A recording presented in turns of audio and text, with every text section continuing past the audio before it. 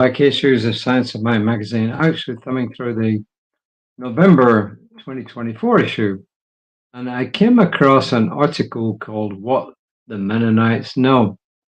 So I was intrigued because, first of all, I didn't read it when I went through the magazine the first time, but secondly, I got a friend who grew up Mennonite. She lives here in the Woodlands, Lois, and yeah, I thought, oh, yeah, I got to read this. So I did, and I thought, yeah, that's definitely worth a daily read. It's by Richard J. Foster.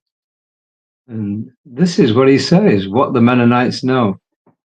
And he prefaces it by saying, well, I think it's by Richard J. Foster. Anyway, each activity in daily life in which we stretch ourselves on behalf of others is a prayer in action. And that quote is Richard J. Foster. So I'm not actually quite sure who wrote this article. I've got to research that. Anyway, he says, he or she says,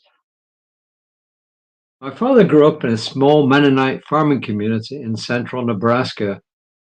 He firmly believed in concepts Mennonites have embraced for centuries: the importance of faith, the uncompromising power of prayer, and the obligation we, as a familial, communal, and global community, owe to each other. How about that? In his hometown, when it came time to plant or harvest, when a neighbor needed an extra hand, when the town needed a larger church or a new school, each community member engaged in some way in support of another. Yes, they prayed for each other, but when the time for prayer was over, they dug in and got to the actual work of helping, of supporting, and of building community. When tragedy strikes in another part of the world, Mennonites organize relief missions, not just to send food or clothes or handmade quilts, but to send carpenters to help people to build buildings, to send farmers who help farmers, to send teachers for school children. And they've been doing this for centuries because it literally is part of their religious tradition. When my dad visited the bereaved, or took part in prison outreach programs, or mowed the neighbor's lawn, he did so quietly, accepting no payment, and he did so because his faith required it of him. He became an answer to someone else's prayer.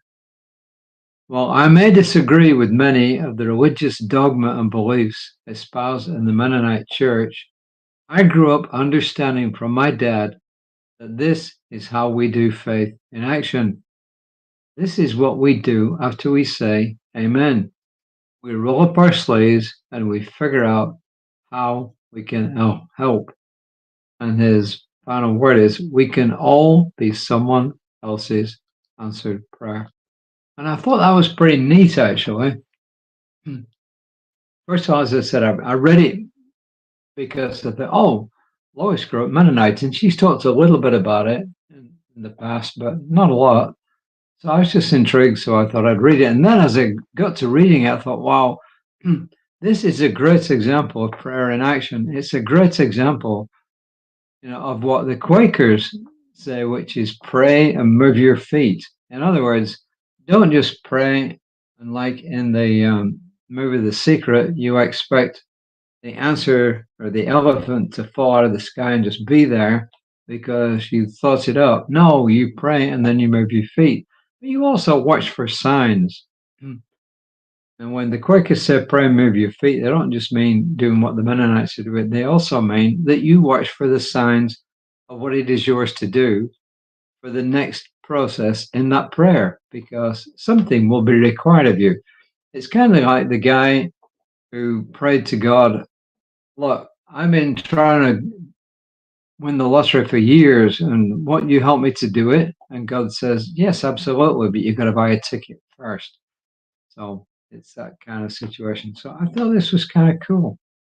And also, it took me back a little bit to when I was a teenager. I was a member of our church, had a group who were part of a much larger group who actually went out. See, it's called the St. Vincent de Paul Society. And we actually went out helping people who either had less than us, were lonely, or needed help in some way. So sometimes all we would do is go to like an old lady or an old man's house, and sometimes we'd take them gifts, food. We'd give them the ability to get fuel, in winter because it gets a little bit cold up there.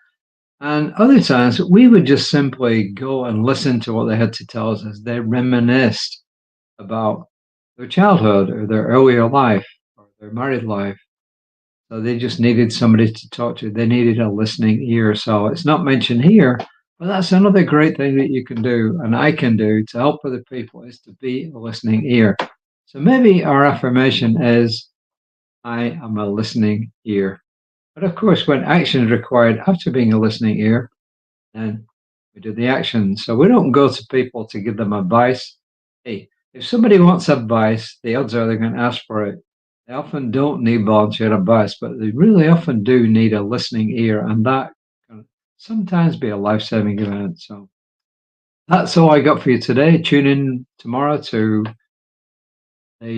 what is it? Reverend Lisa is reading from Living the Science of Mind.